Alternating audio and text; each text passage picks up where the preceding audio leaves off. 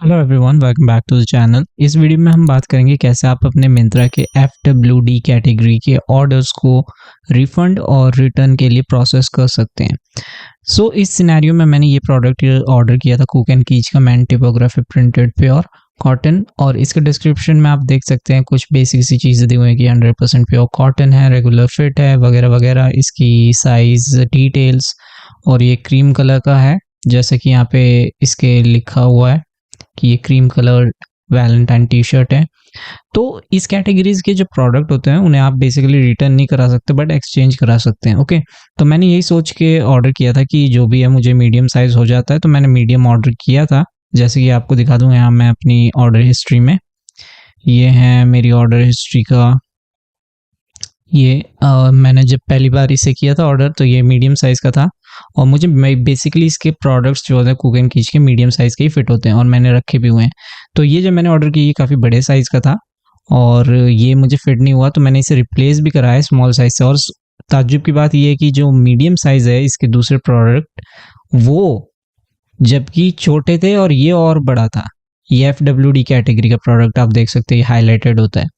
तो मैंने काफ़ी सारी कंप्लेन करी कॉल वगैरह के थ्रू, अल्टीमेटली उन्होंने मुझे ब्लॉक कर दिया। तो मेरे पास और कोई रास्ता नहीं था कंज्यूमर कोर्ट के ग्रीवियंस पोर्टल के थ्रू कंप्लेन लॉन्च करने का। तो मैंने सीधी सी बात है, मैंने यहाँ से कंज्यूमर हेल्पलाइन पे गया और मैंने ये जितनी भी ग्रीवियंस डिटेल्स थी डाल दी। तो आपको भी करना क्या है, आपको सबसे पहले मेक श्योर करना है कि जो भी उसकी कमियां हैं खामियां हैं आप डिफाइन कर सकते हैं, लाइक उसके कलर डिटेल्स साइज वगैरह। जो भी चीज़ आपका केस जो है एकदम जेन्युइन होना चाहिए ताकि आपके पक्ष में हमेशा चीज़ें रहें। ओके, तो यहाँ मैंने वो चीज़ें डाल दी और मैंने यहाँ लिख दिया कंपनी की डिटेल्स वगैरह। बहुत ही बेसिक सी चीज़ है, आप स्क्रीन को पॉज करके देख सकते हैं। और जैसे ही मैंने ये कंप्लेन रजिस्टर करी, ज़्यादा टाइम नहीं, सेम डे मेरे पास कॉल आता है मिंत्रा से। वो अपोलोजाइज़ करते और कहते हैं कि वैसे तो हम रिटर्न लेते नहीं है बट आपके केस में हम लेते हैं क्योंकि आपने काफ़ी सारे ऑर्डर करे हैं। ये सब कुछ नहीं था, बात थी इस चीज़ को दबाने की भी।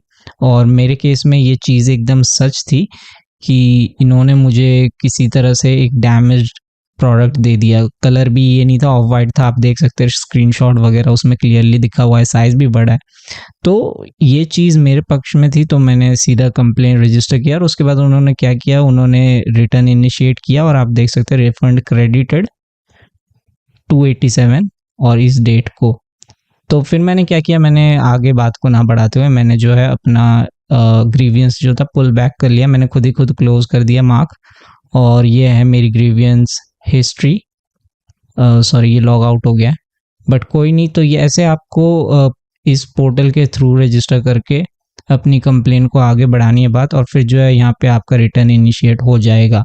पर मेक श्योर चीज़ें जो आप डिफाइन कर रहे हो वो आपके ही हक में हो, ऐसी चीज़ें आपको डिफाइन करनी है, ठीक है। ये था, इस तरह से मैंने FWD कैटेगरी के प्रोडक्ट को रिटर्न कराया जो रिटर्न होता नहीं है।